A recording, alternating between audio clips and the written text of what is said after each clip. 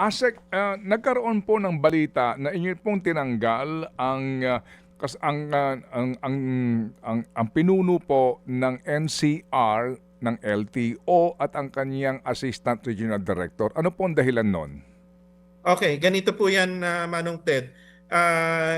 Kagaya po yung unang-una po yung sa mga luxury vehicle na illegal po na naparehistro. Huwag nating kalimutan yung Bugatti hindi pa tapos. Kumbaga wala hong closure kung ano ba talaga, sino ba yung dapat managot dito. Wala po eh. So, anong nangyari, binuhay ko po yung investigation, tiningnan ko lahat ng mga ebidensya, inupuan lang ho dito sa ASEC's office that time. Kompleto po yung ebidensya Nagtataka ako bakit hindi lumabas. So, pangalawa, meron pong mga reports, complete reports na mga transaction, almost 2,000 transactions ng LTO NCR na walang supporting documents, walang attachments.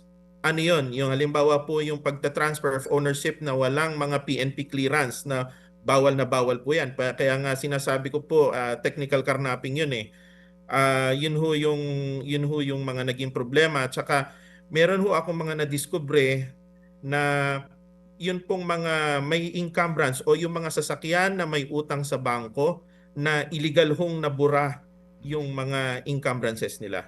Na very serious po yun. Ano po yan? Technical carnapping din po yung mga ginagawa nilang yan.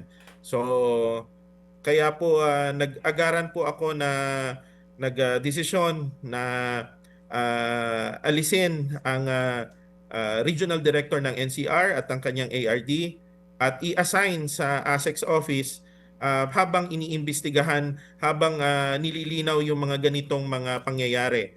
Last week nga po, Manong Ted, na kung natatandaan po ninyo na nang in-interview nyo ako, tininong nyo ako doon sa mga Chinese na nabibigyan ng lisensya, nakahuli ho kami na Chinese na gumagamit ng Filipino name, binigyan ng lisensya, hindi dumaan sa tamang proseso, hindi dumaan sa student, diretso na pro, tapos Filipino pangalan. Yun yung nahuli ng Bureau of Immigration. Ang nag-issue po nun, NCR. Okay. Opo. So ito po isa lamang doon po sa mga na-involve sa POGO na mga Chinaman na nakakuha ng authentic LTO issued licenses, fake ho, mali yung mga impormasyon doon po sa lisensya. Ano po, ASEC?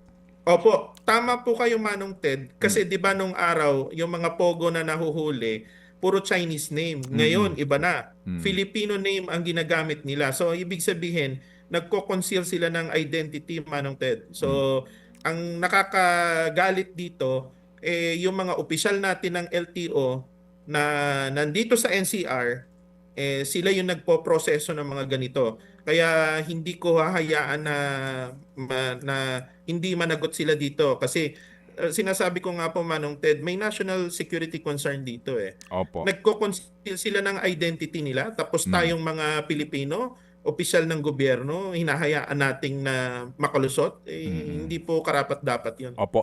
Ano po ang pangalan ng regional director at ang kanyang assistant na ngayon po kaninyo ay tinanggal muna sa NCR at assigned sa office po ng ASEC pending further investigation? Si Regional Director Rox Versosa at saka si Assistant Regional Director Barion. Opo, Roque Versosa ang pangalan po niya. Opo. The third, ano po? Opo. Okay, opo. Gaano na ho katagal sa NCR itong si Versosa, the third at ang kanyang assistant?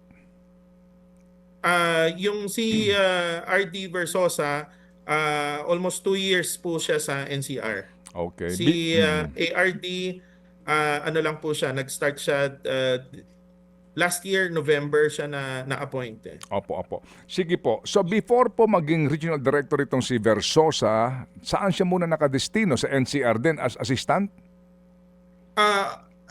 Yung mga previous position po niya, hindi ko nakita. Pero galing siyang LTFRB tapos na papunta sa LTO. Medyo matagal na siya sa LTO, Opo. Manong Ted. Okay, ang sinasabi po ninyo itong 2,000 na questionable mga transaksyon na mga mamahaling sasakyan ng mga imported na questionable nga mga dokumento. Ito po bang 2,000 na ito sa panunungkulan ni Versosa? Opo. Ganon karami. Yes po. Yes po, Manong Ted. Okay, ibig sabihin po, ang lahat ng ito pinroseso sa NCR. Yes po, Manong Ted. Opo, yung mga patalon na sinasabi po ninyo, opo, gaano karami ito for NCR alone? So far, yung record na hawak ko, more or less 1,600. Wow, 1,600. Meron ba kayong informasyon kung magkano, kung meron na po kayong informasyon, ang bayaran dito muna sa patalon? Kasi po meron yatang mga parang district offices, di ba? Na epicenter din nito at doon nag-ooperate itong sindikato para doon sa panloloko ho kasi binebenta nila eventually yung nakabili tsa ang hinahabol ng bangko kasi meron pala itong encumbrance. Opo, ano pong inyong informasyon doon? Yung pong halaga ng binabayad ng mga tao na para burahin yung mga encumbrances, iba-iba po eh. Kaya lang wala po akong matibay na amount na ginagamit nila. Pero medyo malaki po. More than 100,000. In between 100 to 200,000 per unit. Mga kapatid, brothers and sisters, saan ka pa? Dito na tayo sa totoo. Dito na tayo sa True FM. Mga kapatid, mag-subscribe and follow po kayo sa social media accounts ng True Network PH. Yan po kami. Hanapin nyo lang True Network PH, Facebook, Instagram, YouTube, TikTok, and podcast. Mapa Apple or Spotify man yan, mahahanap nyo kami. Lahat ng mga napapanood at napapakinggan nyo po sa programa, nasa social media accounts namin yan. So, paano mga kapatid? See you sa social media!